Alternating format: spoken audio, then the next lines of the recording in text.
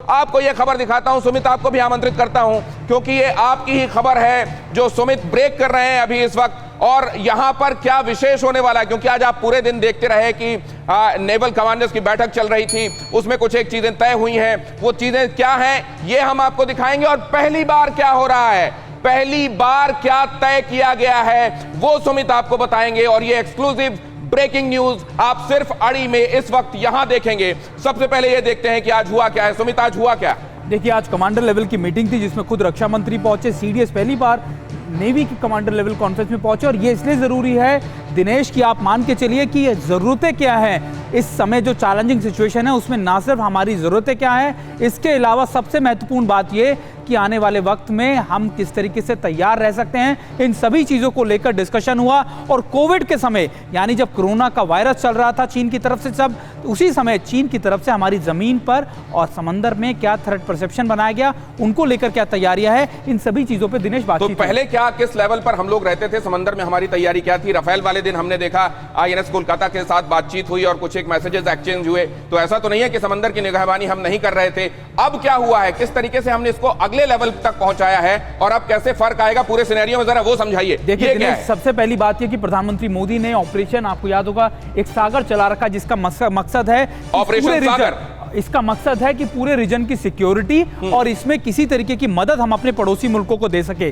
उसके लिए भारत ने अपनी डिप्लॉयमेंट, लेकिन ये डिप्लॉयमेंट भारत की सिक्योरिटी के लिए भी है। आप ईमान के चलिए, सबसे पहले अगर आप देखें ओमान की खाड़ी, यानी ये वो इलाके हैं जहां से लगातार, यहाँ आपका ग्वादर पोर्ट और आपका चाबार पोर्ट, जहां पर चीन लगातार चाबार पोर्ट पर नहीं, तो ये तो जो आप दिखा रहे हैं ये स्ट्रेट ऑफ हॉर्मुज है, और यहीं से तो तेल निकलता है, तेल चलकर बाकी देशों में पहुंचता है जिसमें चीन भी है। बिल्कुल, और चीन का मकसद यहाँ पर ना सिर्फ तेल का अपना डिप्लॉयमेंट एक्सपोर्ट करना, बल्कि इन्हीं रास्तों में वो सर्वेलेंस भी करता है। आपको याद होगा कि कई बार ऐसी खबरें आई कि चीन की सबमरीन्स इंडियन ओशियंस के आसपास दिखी गई, वो लगातार इन इलाकों के अंदर अपनी जो जासूसी है, उसने अपना भी तो काउंटर किया हुआ है। जिबूती में बेस बनाया हुआ है, जिबूती में चाबहार को अपने कब्जे में एक तरीके से करने की कोशिश की। उसका बिल्कुल पिट्ठू है, इधर हमबन तोता हम बताते हैं। अब अगर आप ये शिप देख रहे हो, और ये ऊपर जो एयरक्राफ्ट, ये भारतीय शिप्स हैं, ये निश्चित तौर पर ये हमारी डिप्लॉयमेंट है। तो ये अरब सागर में भारत ने अपना डिप्लॉयमेंट कर दिया। ये हम सांकेतिक रूप से बता रहे हैं कि भारत की डिप्लॉयमेंट इन सभी, आप जो आप बता रहे हैं कि पासेस जो हैं, वाटर पासेस,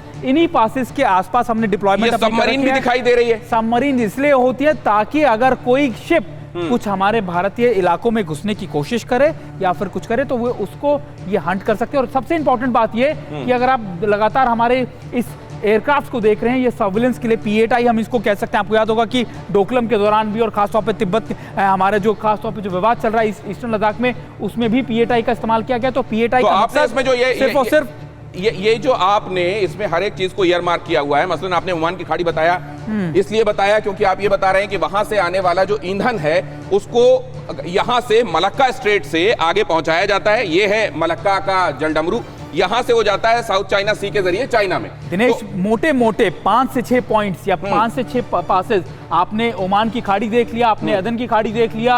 अब आप यहां पर अगर आप जाएं अंडमान के आसपास, तो यहां पर आपका साउथ डेप्थ है, सेंट्रल डेप्थ है, ये दो इलाके। इसके अलावा आप आगे और जाए मलक्का स्ट्रेट, और ये तो वो जगह हो गई ना डिएगो गार्सिया, जहां अमेरिका ने अपने बॉम्बर्स तैनात किए हैं। बॉम्बर्स, और मालदीव्स के इलाकों के आसपास भी आपको याद होगा, मालदीव्स को भी एक तरीके से अपने कब्जे में लेने की कोशिश चीन लगातार करता है। ताकि उसके पहले क्या था जिसको फोर्टिफाई किया गया है, पहले से क्या फर्क है? देखिए, अब पहले से फर्क यह है कि डिप्लॉयमेंट अगर आप देखें इस तरफ मलक्का स्ट्रेट, सुंदा स्ट्रेट, सबसे इंपॉर्टेंट बात ये दिनेश, ये इलाके जो हैं यहाँ पर हमारी डिप्लॉयमेंट कैसी रहेगी, क्योंकि अगर आपने ये 4 से 5 पॉइंट्स को सिक्योर कर लिया, या फिर आप पेट्रोलिंग करते हैं लेकिन आपने अपनी डिप्लॉयमेंट अगर अच्छी रखी, तो चीन यहाँ इनका तो दोनों का महत्व जो कल और इसके पहले के हमारे अड़ी के अंक में हमने समझा था कि वो ये देखिए यहाँ पर जो मलक्का स्ट्रेट है, यहाँ से तो ईंधन के जहाज जाते हैं, क्योंकि ये गहरा है, शैलो नहीं है, इसलिए इसके मुकाबले थोड़ा कम रिस्की है। ये थोड़ा सा शैलो है, ये जो सुंदा स्ट्रेट है